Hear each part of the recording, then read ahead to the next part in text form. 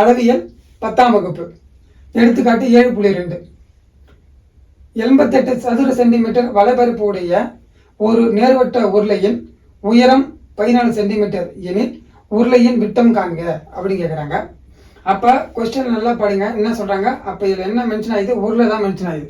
அப்போ உருளை தான் நமக்கு தெரிஞ்சிடும். உருளைன்னு படம் போட்டணும். ஃபஸ்ட்டு நம்ம என்ன கொடுத்துறாங்களோ அதே ரேஞ்சில் நம்ம படம் போட்டிங்கன்னா உங்களுக்கு ஈஸியாக செம்ம சால்வ் பண்ணுறது ஈஸியாக இருக்கும். முதல் ஸ்டெப்பே அதான் நீங்கள் பண்ணணும். அப்போ 88 சதுர சென்டிமீட்டர் வலைபரப்பு உடைய ஒரு நேர்வட்ட உருளை. அப்போ வலைபரப்புன்னு சொல்லி கொடுத்துறாங்க. 88 சென்டிமீட்டர் என்ன சொல்கிறாங்க, வலைபரப்புன்னு சொல்கிறாங்க. அப்போ இங்கே பாருங்க, வலைபரப்பு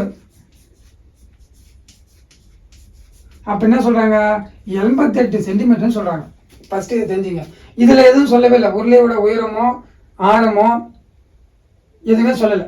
ஆனால் மொத்தமாக வலைபரப்போட வேலையை மட்டும் என்ன சொல்லிடுறாங்க, 88 சதுர சென்டிமீட்டர் சொல்லிடுறாங்க.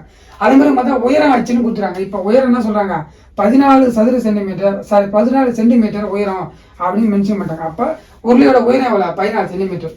அப்போ அச்சு வந்து எவ்வளோ, 14 இங்கே கொடுத்துட்டாங்க. அதான் மறுபடியும் எழுதினா.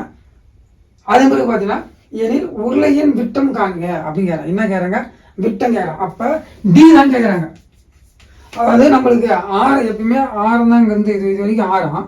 ஆனால் அவங்க என்ன கேட்குறாங்கப்பா, விட்டம் கேட்குறாங்க. அப்போ இது ஃபுல்லாக கேட்குறாங்க. இந்த விட்டம் கேப்பில் இருக்கிற இந்த உருளையோட ஃபுல்லாக விட்டம் 6னா பாதி, அதை ஃபுல்லாக 2 6னா விட்டம் வரும். அதான் அதை கேட்குறாங்க. இதுதான் விட்டம் சொல்லுவாங்க. இது வந்து உள்ள தான் விட்டம், அதனோட அளவு தான் விட்டம். தெரிஞ்சல இங்கேருந்து வீடியோ தெரியும் நினைக்கிறேன். அப்போ விட்டம் இதுதான். அப்போ அதான் நம்மகிட்ட கேட்குறாங்க. ஆனால் அவங்ககிட்ட நம்மகிட்ட என்ன கொடுத்துட்டாங்க, வலைபரப்பு மட்டும் தான் நம்மகிட்ட கொடுத்துட்டாங்க. அப்போ வலைபரப்போட ஃபார்முலா என்ன அப்படின்னு நம்ம தெரிஞ்சிடணும். வலைபரப்பு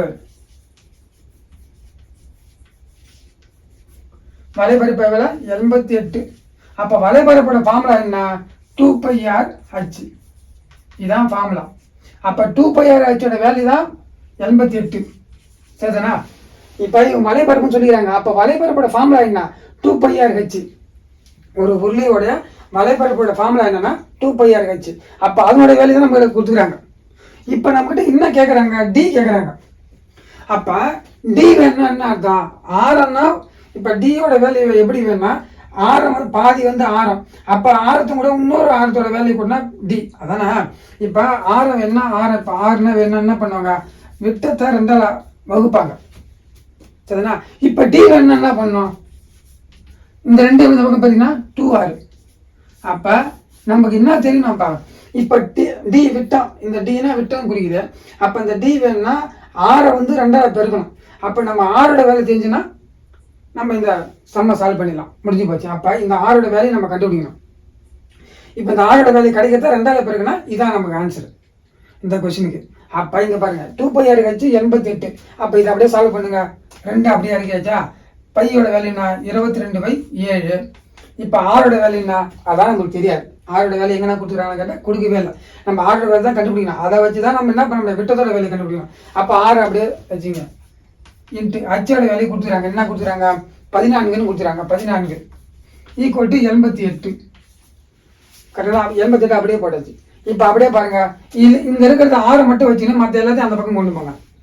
அப்போ 6 மட்டும் இங்கே இருக்கும். இப்போ அங்கே பக்கம் போகணும்னா 88 இன்ட்டு இங்கே பாருங்க, இந்த 2 என்ன பக்கம் வந்தால் 1/2. அப்புறம் இந்த 22/7 என்ன வந்தால் 7/22. இப்போ 6 இங்கே தான் இருக்குது. 14 இங்கே பக்கம் வந்தால் 1/14. ஆக்சுவலாக பாருங்கள், நான் நிறைய முறை நானே தவறு பண்ணேன். நான் தவறு, என்னோட தவறு தான் சொல்கிறேன். இந்த 14 இந்த பக்கம் இருந்தாலும் மறுபடியும் இன்ட்டு போட்டு 14 போட்டுருவேன் நான். இந்த 2 எந்த பக்கம் இருந்தாலும் மறுபடியும் அதே ஒரு 2 அந்த பக்கம் போட்டுருவேன். ஞாபகம் வந்து 1/2 நம்ம போட மாட்டோம்.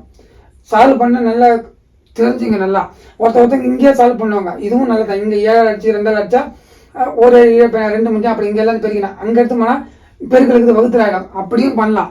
நான் ஃபுல்லாக எல்லாத்தையும் அந்த பக்கம் கொண்டு வந்துடுறேன். புரியுதுங்களா? மொத்தமாக எல்லாத்தையும் இங்கே சால்வ் பண்ணலாம். புரியுதுங்களா? சரி, அதான் 1 2 2 4 2 8 4 2 8. மறுபடியும் 1 2 2 1 2 2 2 4 2 4. அப்போ 1 11 11 22 1 7 7 14. சரிங்களா? சம்மு எங்கேயும் தப்பாகுதா? கரெக்டு தான். அப்போ இந்த 2 இங்கே 2க்கு இங்கே 2 கேன்சல் ஆகி போச்சு. அப்போ மீதி என்ன இருக்குது, 6ஓட வேல்யூ 1 தான் இருக்குது. சால்வ் பண்ணி பாருங்க, உங்களுக்கே தெரியும் சால்வ் பண்ணினா. சரிண்ணா? ஆரோட வேல்யூ இப்போ நான் என்ன சொன்னேன், டி வேணா ஆறு கூட 2ஆல் பெருக்குன்னு சொன்னேன். அப்போ டி வேணா என்ன பண்ணோம், 2r.